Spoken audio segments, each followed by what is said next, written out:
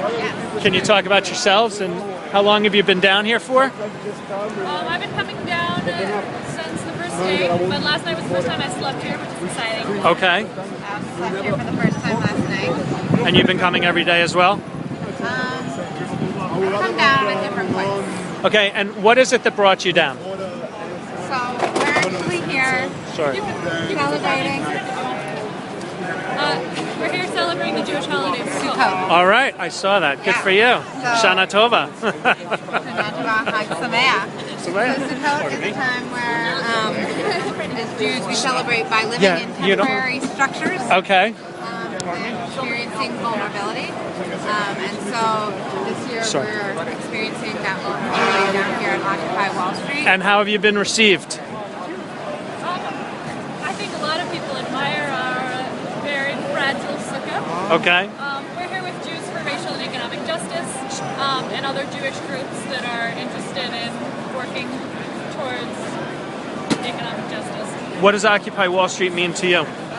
Lots of things. I mean, I think for me it means learning how to participate in democracy again. I think it means learning how to build movements that are really thinking about how we can talk to each other and how we can build a struggle collectively against sort of both Wall Street, but also that's thinking about like how do we build a struggle together and recognize racism? How do we build a struggle together and recognize things that are separating us and build together to figure out what all our communities need.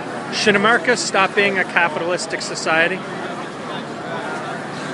We should all work to make sure that all Americans have access to public rights, to health care, to work, to safety, to homes, to education.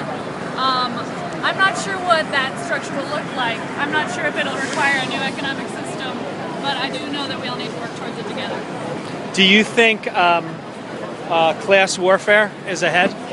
Class warfare. I don't know what people mean by when they say class warfare. I see a lot of signs about class warfare I here. think that It scares me. I think there has been a lot of discrimination, a lot of attempts to divide people who might identify as middle class and divide people who might identify as working class. And I think it's important that we don't fall into that trap. What is the American dream to you? I want to own a dog. You want to own a dog. It's a myth. The American dream's a myth? What was the American dream? Excuse me. Sorry about that. It's always been a story we've told ourselves in order to justify privilege. Yeah, it's the idea of a picket fence, a house, and a white nuclear family that never existed for everyone. That when we remember it in the 50s, that rested upon ghettoization, segregation.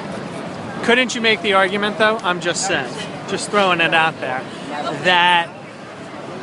that we all are here because our families were either thrown out or fled another country, and that the American dream is there was a place for you to go where through hard work and dedication to your family and commitment, you could build a better life for your kids, and hopefully your kids then do that for their kids? I think that that's just a dream. I mean, I think that like as a Jew who identifies with the diaspora really strongly, that like that's not an American dream. That's not a dream tied to a nation. That like a dream of like living in community with other people who are gonna like take care of each other and build a society together where everyone has enough. That's just. I mean, I think that's like a goal. Right. That's the goal. As The new goal. That's the new American dream. Maybe. I mean, That's what you said. No, that's not what I'm saying. I think that's socialism, what you just said. I don't know. I don't agree that people are entitled to health insurance, free health care across the board. I don't agree.